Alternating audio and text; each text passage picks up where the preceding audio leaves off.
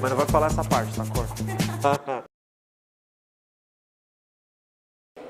Quem é Graziano Costa? Eu sou um menino que nasceu em São Paulo, fui criado aqui. E aquilo que eu sou, eu acho que deve muito àquilo que os meus pais fizeram por mim, mas também deve muito ao modo como a vida foi se apresentando e eu me adequando a ela. Então, eu não sei dizer muito o que eu sou, não. Acho que prefiro que as pessoas digam. Eu não consigo dissociar o Graziano engajado do professor e da pessoa. Porque ser professor é ser aquilo que eu sou. É a única profissão onde aquilo que eu faço se confunde com aquilo que eu sou. E como eu sou professor, e eu não faço professorado, eu não faço filosofia, eu sou filosofia porque eu estou no meio dela. Quando eu estou na sala de aula, a hierarquia da instituição ela é imposta, ela é arbitrária, no sentido de que todo mundo sabe qual é o papel que o professor cumpre e o papel que o aluno cumpre.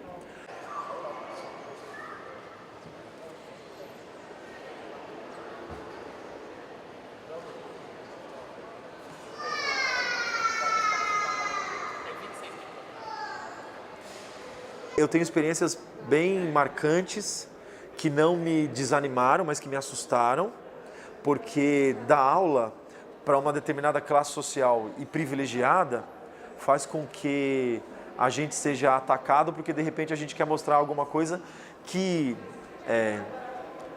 os membros daquela classe social não querem entender ou não querem acreditar. Eles sempre pedem a nossa cabeça quando eles entendem que um professor que ensina, um professor que promove o debate, que promove o conhecimento, é na verdade um professor que está doutrinando, que está enviesando ou que está conduzindo os alunos para aquilo que ele mesmo acredita. Não é à toa que um dos fenômenos sociais que muito nos agride como professor e como escola é a escola sem partido.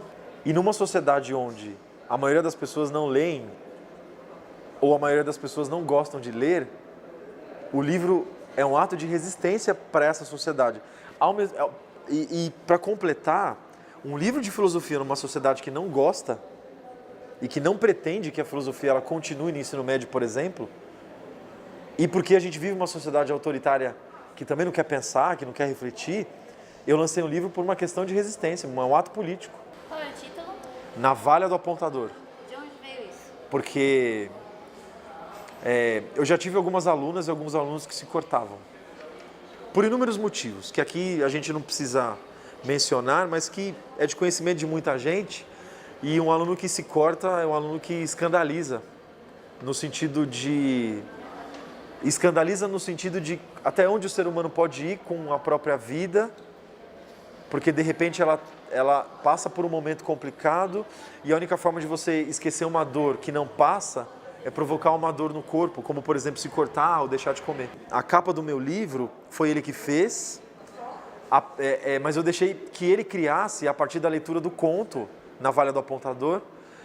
E lá você tem um braço erguido, tem um coração na veia que liga, numa veia que se liga ao coração, e a capa ela retrata exatamente esse conto. Então quem fez foi um cara chamado Marcelo Rigini, grande amigo meu.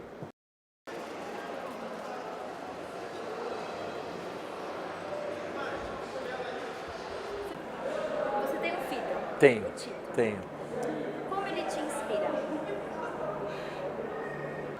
E o meu filho, ele é o espelho, não daquilo que eu sou, e ele também nunca vai ser aquilo que eu gostaria que ele seja, ou que ele fosse, desculpe.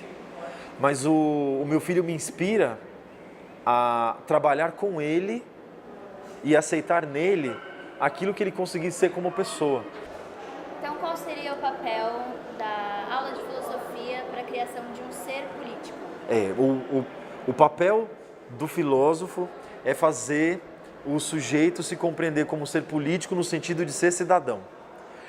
Ser cidadão não significa apenas ser um sujeito que vive na cidade, mas um sujeito que, mesmo não participando institucionalmente da política, que ele faça política nas ruas, na sua família, na sua escola, no seu mundo particular, que ele seja político mas não político partidário, mas que ele seja um político porque ele é um agente de transformação, e a gente sempre pensa que o filósofo, ele é o ativador do sujeito que ainda não se compreendeu como pessoa na sociedade. Então, uma vez que ele entra em contato com a filosofia ou com as ciências humanas de uma maneira geral, e uma vez consciente do seu papel de cidadão, ele vai perceber que indo para a rua ou não, porque ele não precisa só fazer isso, mas se necessário for ele vai, ele precisa criar direitos no momento onde os direitos já conquistados, eles estão sendo caçados e negados para a população de uma maneira geral.